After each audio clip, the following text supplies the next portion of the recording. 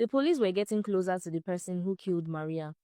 Maria's mother was invited to the station the next morning. When the investigators asked why she had lied about not being home until late that night, she simply said she had come back briefly to pick up something and didn't want unnecessary attention. The investigators exchanged puzzled glances. It didn't make sense. Why would a grieving mother lie about something that could help them find her daughter's killer? Then they asked about the young man, who had left the compound shortly after Maria arrived. She said he was one of her staff from the office, and he had come along with her to help carry a few things. She added that when she returned home that afternoon, Maria wasn't in the house.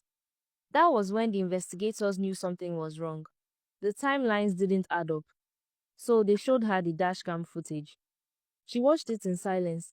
The car entering the compound, Maria walking in 30 minutes later, the young man leaving hurriedly, and then her car driving out. Her eyes flickered, but she didn't say anything. The police didn't press further. Instead, they detained her at the station and demanded the identity of the young man. He was struck down and brought in for questioning that same day.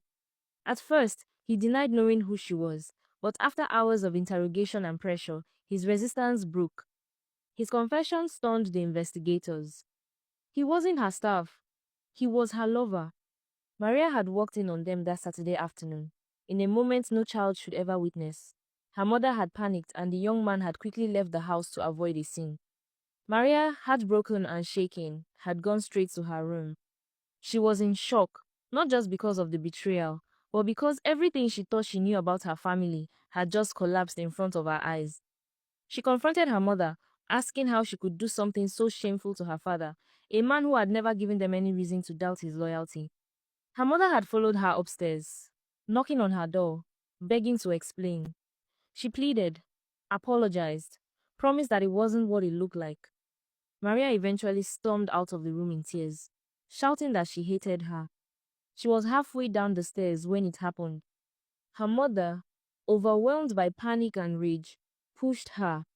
Maria tumbled violently down the staircase, hitting her head on the tiled floor below. But she didn't die. She was still conscious, barely able to move. Her mother, desperate and terrified of what would happen if her husband ever found out the truth, did the unthinkable. She walked down the stairs, took off her heel, and struck her daughter in the head, again and again until she stopped moving. She cleaned herself up, staged her alibi, and left the house, making sure she wouldn't be present when the staff returned. Maria's father came back with an ambulance, and police after Mama Ejiro called him to report the incident. He found Maria lying there, bloodied and barely breathing.